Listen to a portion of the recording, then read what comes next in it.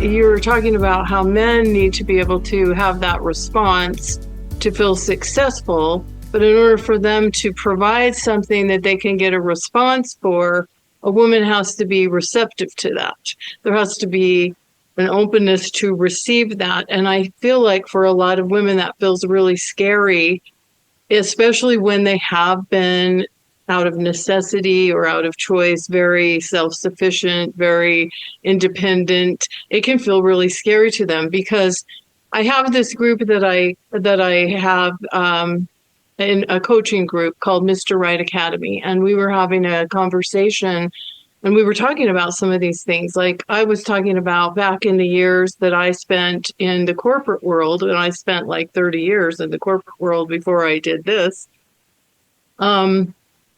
I would come home from these business trips or all of these exotic trips overseas that I would take with my friends, but I would come home alone. There was no one to share those things with. There was no one really that interested in hearing about them or seeing my pictures, or just, coming home to an empty house that felt lonely. All the upkeep of the house and maintaining of the yard and, arranging for people to come, all of those things were mine. And it felt kind of scary sometimes to open myself up to relying upon someone else. And one of the other women in the group who is successful financially, very well set, doesn't need a man for that. But she was talking about how it feels scary because she's like, I'm the one that everyone relies on. I'm the one that fixes everybody, from my family to taking care of everything at home to taking care of my elderly parents and so on and so forth. So I think it feels women have to be receptive to receive what a man can give in order to have him get that response, that appreciation, that acknowledgement, that feeling useful, like he has a place in her life. And I think that feels scary for a lot of women. Well, I think the important thing to step into, yes, it's scary and it doesn't feel natural. Okay. Okay, yeah. Doesn't feel natural. It's going to take willpower. That's why we need some guidance here. It's just like, it's so easy just to eat whatever you want to eat, and then you find you're not healthy. Then you need somebody to guide you. Okay, what is it you really need to do in order to be healthy? And usually it's overcoming some willpower. It's overcoming, you have to go, okay, I'm going to deliberately do this. It feels very natural for me to eat a bucket of ice cream, for some men just drink till you're dead, So Right. because it feels natural and you don't feel like, shifting. You have to use your mind here and understand, okay, what I need to do. And what you just described is a very common feeling that women have when they're more accomplished and more on their male side. And so what is it they're afraid of? What they're afraid of, and you can add to this, but they're afraid they will be seen as unworthy, that the person doesn't reciprocate. See, it all comes from a feeling for some women that I have to prove myself by doing, instead of recognizing I don't have to earn the approval of others. I don't have to earn love from others. There are people in this world that will love me for being me, for who I am. And that's the fear. That's like so profound, and mind-blowing, I think, for a lot of people. Like that there are people out there that you don't have to earn, in this case, a man's love in a romantic relationship.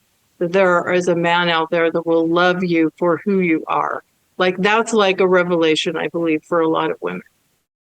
Very, very important. And the reason it seems so foreign for some women is because a man, for you to love a man, he does need to earn it. See, you shouldn't just go out and love any man who sits on the couch and does nothing. Right. Here's the real difference between a fun way of looking at the difference when people say, oh, we're not that different. Okay, imagine here you are.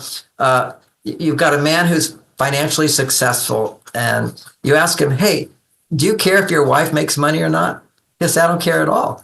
I prefer even, I want to do whatever makes her happy, but I'm happy to provide for her, and she can do whatever she wants if it's going to make her happy. That's the way men think. Now turn that around to the woman who makes a lot of money and she's married to a man who says, I'm so lucky I'm married to you. I can just play golf all weekend long. and she comes home stressed out. He says, honey, I'm just so lucky I played video games all day today. Right.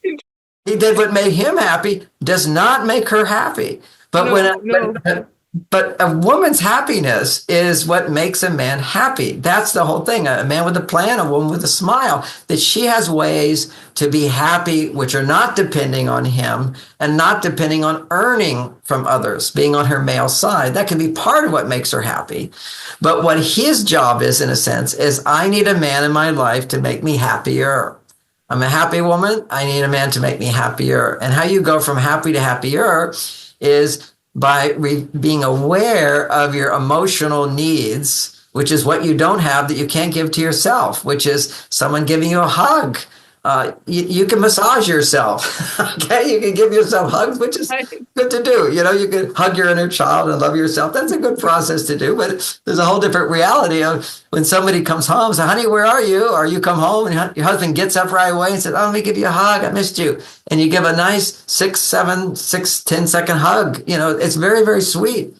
And of course, you wouldn't expect a man to do those things unless someone instructs him that that's what you're looking for. That's what you need. That's important to you.